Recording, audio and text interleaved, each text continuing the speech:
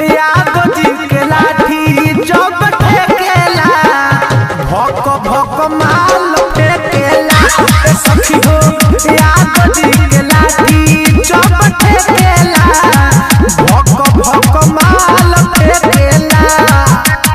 Presents by Seva Music.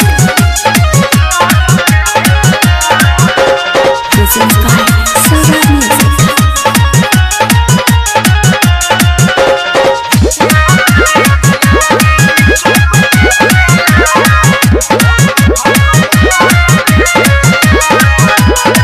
देहिया मसुलाइल रहे टाइमो पर आइल रहे मरले दासात के बिजोड़ हो।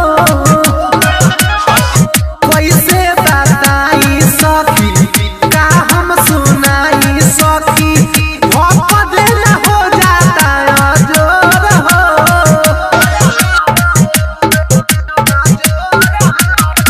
देहिया मसुलाइल रहे टाइमो पर आइल रहे मरले दासात के बिजोड़ हो।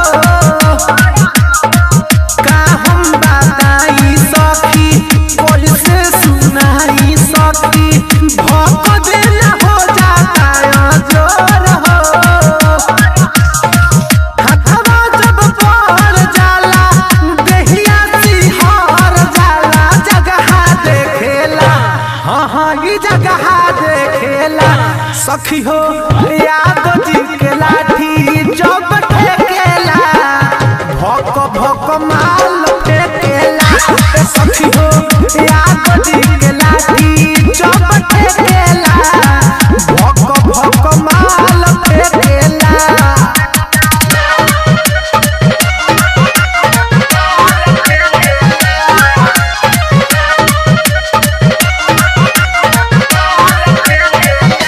Presents by Seva Music.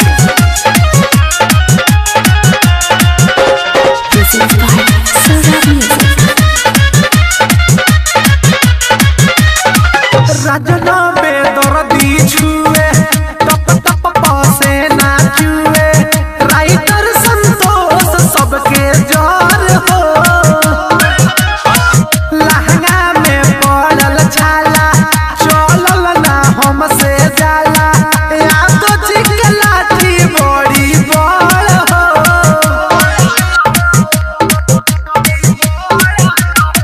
राजना बेदर्दी छुए टप टप पसीना छुए राइटर संतोष सबके जर हो। लहंगा में पड़ल छाला चलल ना हमसे जाला यादव जी के लाठी बड़ी बड़ हो। ताके ढोढ़ी के ओरी नजरी से चोरी चोरी रहिया छेकेला हाँ रहिया छेकेला सखी हो।